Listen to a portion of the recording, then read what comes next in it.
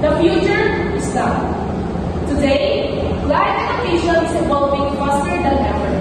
Technologies like telemedicine are making healthcare more accessible, allowing patients to consult doctors from comfort of their homes.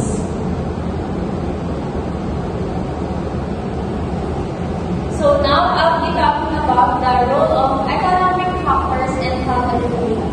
It's super important to realize that while health education is important, the financial role also plays a big role in making sure it actually works. First, let's discuss access to funds. Health education programs need money to work, diba? So if there's not enough funding, it's really hard to roll out these programs on a bigger scale and reach the communities that need them the most.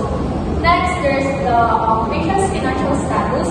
Even we're giving the top-notch health education, it won't do much if the patient can afford the care or treatment. For example, you can teach someone all about eating healthy, but if they can't buy nutritious food because it's too expensive, then it's kind of useless.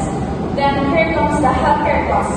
With the rising prices, a lot of people can afford medical care, even if they know it's important for their health. So even the best health education won't do much if the people can afford to get the care they need. And lastly is the cost of health materials, like pamphlets, videos, or any other resources. If it's too expensive to produce these materials, it can limit how far the education can go. That's why making sure these materials are cost-effective is key, so we can get them to as many as people as possible. Next report. So next is the trends impacting on healthcare. So first is the simulation-based learning. Simulation helps healthcare learners practice clinical skills in a safe environment. For example, using mannequins, virtual simulation, or computerized scenarios. Learners can rehearse procedures and decision-making without endangering real patients, improving their readiness for real-life situation. And then second is the virtual and augmented reality. VR and AR provide immersive, hands-on clinical learning experiences.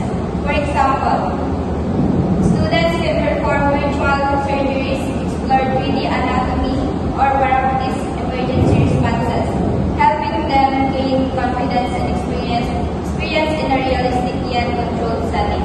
And then the third one is the social media as a knowledge sharing tool. Social media is used by healthcare professionals for educational discussions and networking. For example, platforms like X, formerly Twitter, and Facebook are being used to share clinical knowledge, participate in discussions, and connect with experts. These trends improves access to global information but also possess risk of misinformation and privacy concerns. And then the fourth one is the artificial intelligence or AI. AI customizes learning experiences based on individual progress. So, for example, these platforms adjust content quality, pacing, and topics based on the learner's performance, ensuring more effective and efficient learning outcomes. And then the fifth one is the problem-based learning or PBL. PBL involves solving real-world problems through clinical scenarios. This model encourages students to watch videos or learners work in teams to analyze patients' cases, which promotes deeper understanding, communication skills, and critical thinking skills crucial for future healthcare providers. And then lastly is the flipped classroom approach. Students learn content before class, using class time for interactive activities. So, this model encourages students to watch videos or read material at home, then engage in discussions, problem solving, and hands-on work during live sessions, making learning more active and student-centered. Now let's move on with emerging trends in healthcare.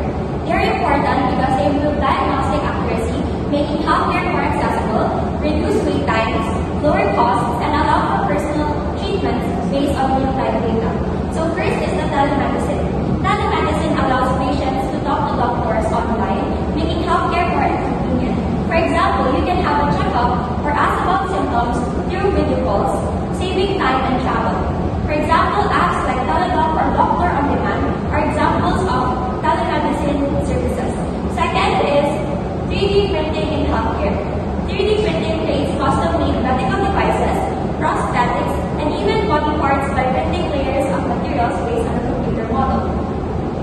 For example, prosthetic limbs can be made to fit perfectly and 3D bones can be used in surgeries. Next is machine learning in biopharma and medtech. Machine learning in biopharma, for example, helps find new drugs by analyzing lots of data on how different substances affect diseases. For example, it speeds up the process of finding new cancer treatments, and in medtech, it improves devices like smartwatches that track your health, making them more accurate in detecting things like heart problems or diabetes. Next is wearable devices and IoT. Wearable devices like Fitbit or Apple Watch track things like heart rate and steps.